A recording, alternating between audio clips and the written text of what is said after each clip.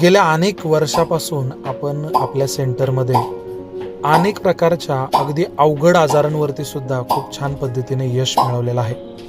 कितीतरी रुग्ण आपल्याकडे येण्यापूर्वी सांगतात की आम्हाला अनेक डॉक्टरांचा सल्ला मिळाला आहे की तुम्ही ऑपरेशनच करा, त्याशिवाय तुम्हाला दुसरा पर्याय नाही. आमच्याकडे 10 दिवस निवासी स्वरूपामध्ये आहारासह सात्विक भोजनासह पंचकर्म केलं जातं.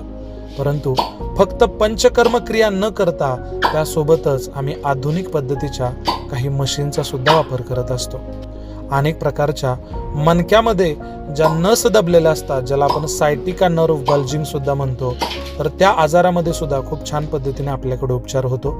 ज्या पेशंटला अगदी 100 पाऊल सुद्धा व्यवस्थित चालता येत नाही, असे सुद्धा रुग्ण तमाम महाराष्ट्रातून आपल्याकडे येत असतात आणि त्या रुग्णांवरती आपण यशस्वीपणे उपचार करत असतो.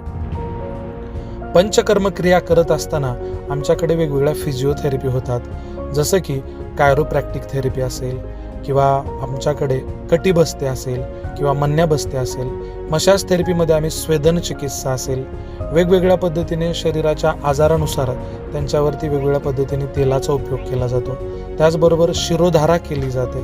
त्याचबरोबर ही जी सध्या चालू असलेली जी थेरपी आहे, ही फायर कपिंग चिकित्सा खूपच जास्त फायदेशीर चिकित्सा आहे. याच्यामध्ये शरीराभोवती असलेला जो काय स्टिफनेस आहे, जो कडकपणा आहे, तो खूप कमी वेळामध्ये खूप चांगल्या पद्धतीने सॉफ्टनेस होतो. खूप हलक्या पडतात सगळ्या शिरा.